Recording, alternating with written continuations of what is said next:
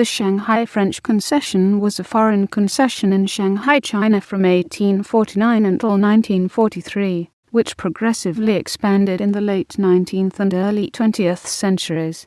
The concession came to an end in 1943, when the Vichy French government signed it over to the pro-Japanese puppet government in Nanking.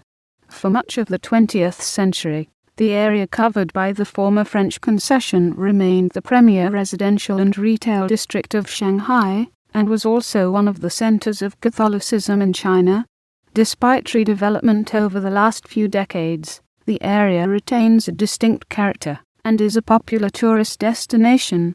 The French concession was established on 6 April 1849, when the French Consul to Shanghai, Charles de Montigny, obtained a proclamation from Lin Kouei, the Circuit Intendant of Shanghai, which conceded certain territory for a French settlement.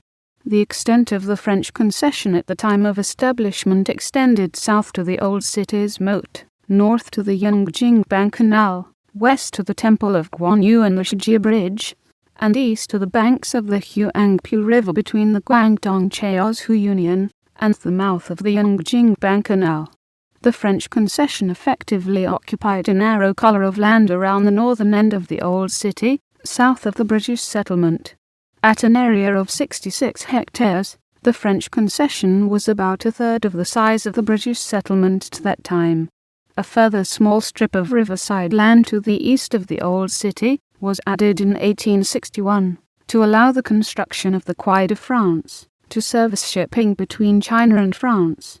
The French concession's first significant expansion was agreed in 1899 and proclaimed in 1900, allowing the French concession to double in size. The area newly added to the concession sat immediately to the west of the original grant. In 1902, the French introduced from France London Plains as a roadside tree on Avenue Joffre, now popular as a roadside tree throughout China. Because of its history, it is known in Chinese as the French Plain. Meanwhile, from 1860s, the French concession authorities had begun constructing extra settlement roads outside the concession. The first such road was built to connect the west gate of the old city to the Catholic stronghold at Zhujia, to allow French troops to quickly move between the concession and the church land there. Controlled by concession authorities, extra settlement roads effectively gave France and the other treaty powers a form of control over land extending outside their formal concessions. In 1913, France requested police powers over its extra settlement roads, effectively meaning a further expansion to the concession.